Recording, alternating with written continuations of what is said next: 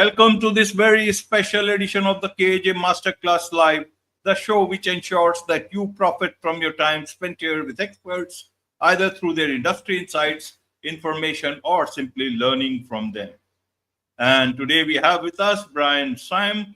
He is the founder of Kingdom Family Leader, where he guides successful men from achievement without fulfillment to kingdom significance.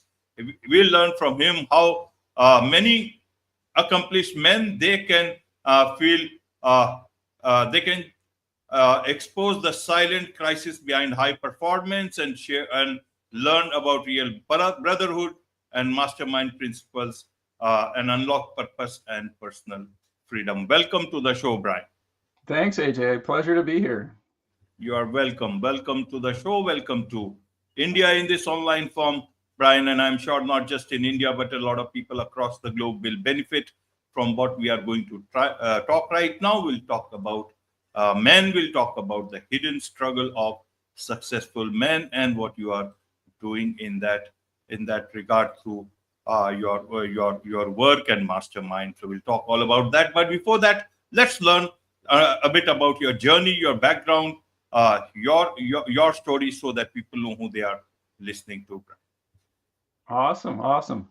My name is Brian. I live in Minnesota in the middle of the United States, and I'm a Christian father, husband, and entrepreneur. I've spent most of my life in sin and living two personalities, having an outside person and an inside person. I've been disconnected between my unconscious and conscious self, and I was just really successful looking, but really not feeling it.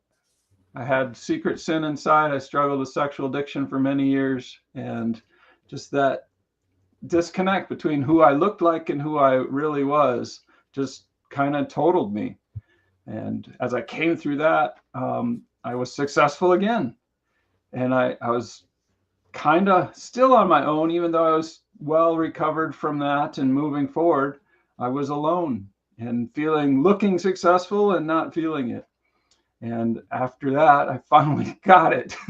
I think I'm not done yet, but I found that connection. I found that gap. I found brotherhood with other men, and acceptance and wholeness, fulfillment.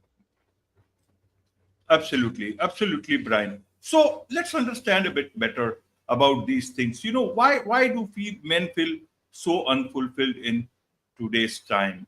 They have achieved success, but still they don't feel, fulfilled in that regard. And you do a lot of work with Christian men, but both from either Christian men, non-Christian also, from pure men's side itself. What is it that people is it that Christian men will feel much more like this, or other men will also feel a bit more like this? Help us understand from both the perspectives, so that we get it from both perspectives. A lot of people are outside the US, in this part of the world, in many parts of the world, so that they can also understand your wisdom in their perspective. Right. I think the world has this picture that I adopted, that men are natural to adopt. It's like, I have to be strong, I have to provide, I have to have all the answers, I have to have it all figured out. And then we try to live up to that, and we build up to that, and we get there and we're like, okay, I did what I thought the world wanted me to do. I did what I thought my work or my business or my spouse or my friends wanted me to do. And now I don't feel fulfilled. It doesn't matter what your faith background is. I've achieved what I thought from somebody else's perspective, instead of taking my own and looking at, well, what do I need? What am I looking for? What is going to make me better? What's my connection with the greater power that you believe in that makes me whole? And before coming to that is just the key to it all. It's like we were created to connect with other people. The world is filled with people, and we're terrified of that because we're doing what you expect, and we look really good, and we're wondering inside, are we really good? This is other people's ideas. What are my ideas? So that's that internal external disconnect on the surface. So that internal secret, that internal struggle doesn't have to be a big, dark, dirty sin. It doesn't have to be pornography or drugs or alcohol or anything. It can be just isolation. I don't feel good enough. I don't feel connected. I've lived up to other definitions of success. I've created money. I've created wealth. I've got a family. I got kids. I'm doing great. I just don't feel it until we let all that go and just be real, be vulnerable, be able to connect. Absolutely, absolutely, Brian. So, what is the solution? Miss, there has to be some solution. We'll come to the mastermind part a bit later, but I want to understand in terms of solutions. How can people, men, look at solutions irrespective of anything else, but from their own cultures, from in their own environment? What is your, what does your wisdom say? You are a certified NLP practitioner, quantum release coach. You have a lot of wisdom as well as practical strategies. You talk about, to aligning success with God's design. Even from that perspective, if you can help audience understand this. Well, our first, in Kingdom Family, we have 3 pillars. Our first pillar is bless yourself. And I kind of touched on that already, is like we got to know ourselves. We got to take care of ourselves. I can't love and serve my wife and my family better than I love and serve myself. If I'm not taking care of myself, that's the highest level I could take care of them at. The second pillar is kind of where this really comes into play, and that's expand your territory. And we explain it with 3 circles. We like, this is all the stuff we know about. This is all the stuff we care about. And there's a little bit of an overlap between those. It's a Venn diagram. And this is all the stuff we can actually do something about. And so many times I get stuck, and men get stuck, and everybody gets stuck outside in one of these circles. I care about this stuff over here, but it's not in the circle that I can do something about. And we waste our effort, we waste our thoughts. We're like, I'm trying to do this thing where I have no influence, I have no control. So looking at, what do I know? What do I care about? And what can I do something about? That little sweet spot in the center is where we need to be. That's where the gifts and talents that we've been given as a human being need to be applied, where we can actually do something, where we can make a difference, where we can change something that we care about, that we have a passion for, and love on others. And when we create that, we create goodness for people, then I just feel great. I love being on a conversation with just a friend or a pal and giving them some sound advice that helps them get into that little triangle. They care about it, they can do something about it, and obviously they know about it. And the final pillar is serve His kingdom.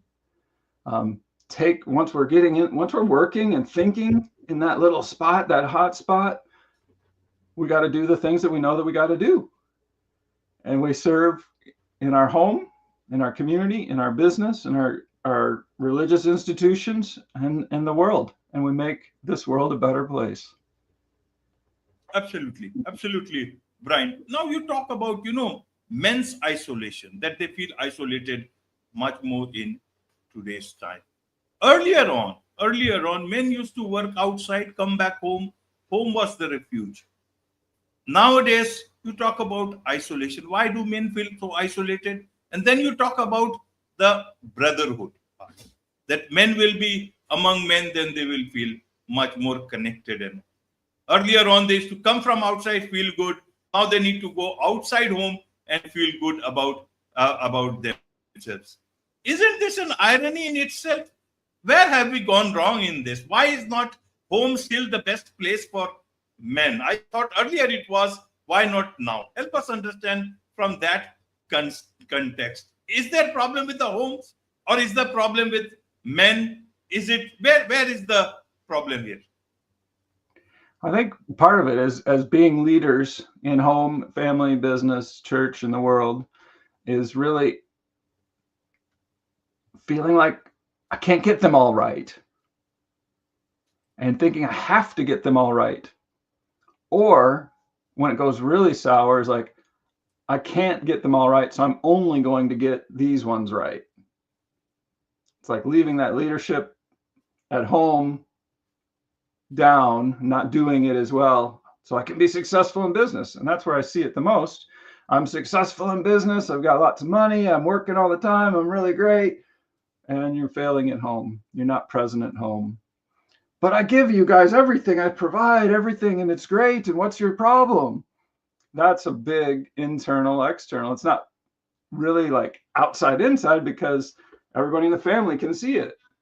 And just, I think COVID and that isolation, you said more people working from home, is a contributor to that, because we don't get those real connection skills.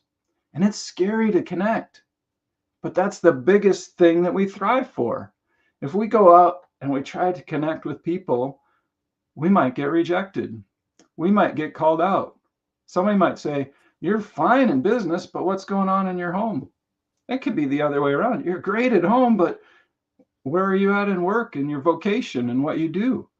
When we connect, we got to accept that I'm human. I'm flawed. I'm getting better every day. That's one of my core beliefs. But go into that connection. That's why gangs have so much success, especially back in the 80s when I was growing up, is because even though it was painful and you had to get in and go through all this hardship and hazing and stuff to get in, once you were there, you belonged. You felt belonging and acceptance in that. And that's what we're looking for, is we're looking for that connection. But along with that connection is that willingness to be fully examined, fully looked at, fully present. And without that, we're going to stay isolated, because it's like you said, it's a big contradiction. It's like, to be connected, that's what we really want, but someone might find out about some of my secret thoughts, some of my secret behaviors, some of my challenges. I'd be embarrassed. I'd be shy. Well, we are shy. That's part of the challenge. We really want to be connected, but we're afraid to connect. Absolutely, absolutely, Brian. So let's now get to your mastermind. How do mastermind come into the picture? Earlier on, I thought mastermind was much more businesses and everything else. You talk about mastermind here as a solution. Tell us about what sort of mastermind do you mean? How should the audience understand about your kind of mastermind that can help men in removing their isolation, in getting them to the point of fulfillment? Right. I like your podcast here is called a master class. That's good. That fits my definition. Mastermind has been used in so many ways these days. And sometimes it's group coaching. Sometimes it's just a massive group thing of everything. For me, a mastermind is a group of highly motivated individuals who come together on a regular basis to support, encourage, and challenge one another. So for a Kingdom Family Leader, a mastermind is about 8 people. Sometimes we go up to 12 as we're getting ready to launch another group of 8. And we meet every week and we talk about what's going on in life. We know each other. We know that group of 8 men that we come together with. We know what they're up to. We know about their family. We know about their vocation. We know about their world. And every week, at the beginning, 2 men have a hot seat or a deep seat, where it's my time, if it's my turn to be in the deep seat, where I get the whole group's attention to deal with a challenge raising my autistic son, deal with a challenge in my business, deal with a challenge in a new area that I'm working on in business or ministry. And the whole group, the other 7, really ask me questions, get me thinking about it, and really deep dive into what I'm doing. Another component of the mastermind is kind of that goal setting. What are my goals for next week? and what are my goals for the next 3 months to 10 years? And we work on that as a group, kind of looking at where are we going. Hey, Brian, you said your goal is this for 4 months from now, and your goal next week is to do this other thing. So it's that accountability. It's that calling out in question. Sometimes in a deep seat, somebody will say something, and I'll just know that is not a good idea for you. And this circle of men is so tight that we can say, we don't think that's a good idea. And this is why. And sometimes the person who mentions it doesn't know why, but through that community of men, other people are like, yeah, I think Brian's right. And this is why. And so we really get to know each other. We're afraid to let people know us. Jim Rohn says we're the average of the 5 people we spend the most time with. And if we could take a mastermind group and go, I'm going to tell these guys all my finances, all my family, all my work, all my secret thoughts. Well, we can never get all of any of those, but we're working to be that connected with that group of men. And then we, between calls, we support one another. We text each other, we call each other. When it's your turn for the deep seat, you announce to the group, I want to cover this next week. So the group can get through those introductory questions and make sure they understand where the challenge is. And sometimes we figure it out before the call even starts, and we get to do a new topic for that person to help them strive and thrive so that they can grow and prosper in home, family, and business. Right, Brian. So Kingdom Family Leader, it is the name of your mastermind group, if I understand? Correct. We have another one too it's a dream right here in the back of my head, AJ. It's You Need a Mastermind. And it's a future community that I'm going to build. My goal in that is to get 1 million people to find, form, participate, lead, and know about and use mastermind groups. Anybody can do this. It's not rocket science. Right. But how do you choose these 8 people in your mastermind group that you talked about? What's the criteria that you have kept for that? We have a weekly roundtable that's open. Anybody can come to it on Tuesdays at 11:30 Central Time, where it's kind of like a mastermind. That's one way to start. Just really going through and capturing our content from Kingdom Family Leader, our YouTube broadcasts and our material, and then conversation with me. Some men come in and they're like, I am struggling and I need help. So we have one-on-one coaching because their struggle is not something they're ready to talk to with a group of people. And we kind of talk through that to prep and set the stage and be like, okay, I'm not the only one with this problem. This has happened before. Other people have this, and they get to that comfort level to share it in a group.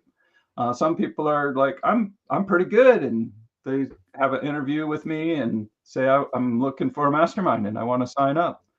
So kind of go through that process, check, make sure they understand that these ones are Christian based. You Need a Mastermind is everybody based, but I haven't launched that yet. That's the thing that's kind of exciting back inside. It's like everybody needs a master. It's true. Everybody needs a mastermind, whether it's a group of peers that really talk real, because so many friends and family just talk nice.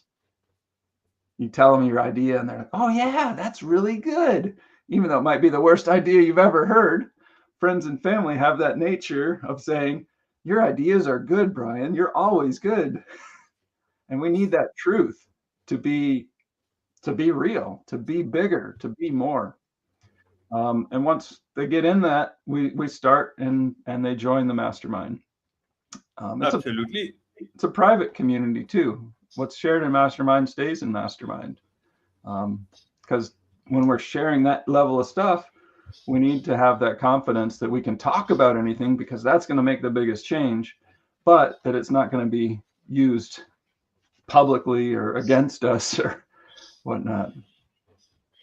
Absolutely. Trust is very important in any stage of our life, any place, and mastermind especially. So, in a nutshell, Brian, what are some of the things that that you'd want to tell men anywhere in the world to build those authentic connections so that they feel good about themselves, being good, feel good about what they are doing in life? I believe I'll start with my core beliefs. I mentioned one of them before. One, I believe I'm getting better every day. Two, I believe we're better together. And three, I believe in a God that can imagine better, way better than I can. From there, realize, we said it a few minutes ago, everyone wants to connect. And the thing is, if everyone wants it, and if you can be the one that reaches out and connects, we've got a 248 mastermind handout that we have. It's like, I call up AJ and say, hey, let's have coffee. And I sit down with AJ and I say, hey, let's just not talk small talk. Let's get deep about this. And we have coffee a couple weeks in a row. And then I tell AJ about mastermind. And I say, hey, AJ, can you find somebody to have coffee with like this? And I'll do the same thing. And now we got 4 men that are in that mindset of, oh, I'm better than you. I'm better than you. That's the normal conversation, right? How do you one up the other person? But instead of having that mindset, having a community mindset, how do we connect and grow? And then you do it one more time. You take those 4 people, let's find 4 more people, 1 for each, and come together. And then let's call it a mastermind group. Let's meet it and let's put rules around it and guidelines, how we're going to meet, how we're going to connect, and how we're going to be vulnerable, and how we're going to help each other thrive and build up. You don't need 8, but I like the variety of perspectives that I get from that crowd of witnesses to my life to help me guide it. But if you can't do that, connect with somebody and take it to a journey of getting real, getting deep, getting to know that person and being vulnerable with that person and connecting and growing. Connection is the key. Absolutely, absolutely. Connection is the key. There is much to learn about all this from you, Brian, and I'm sure a lot of men would want to connect with you, not only from US but also from anywhere else in the world. Be those people who want to be a part of the mastermind group, not this one, but the next one that you are planning, the bigger one.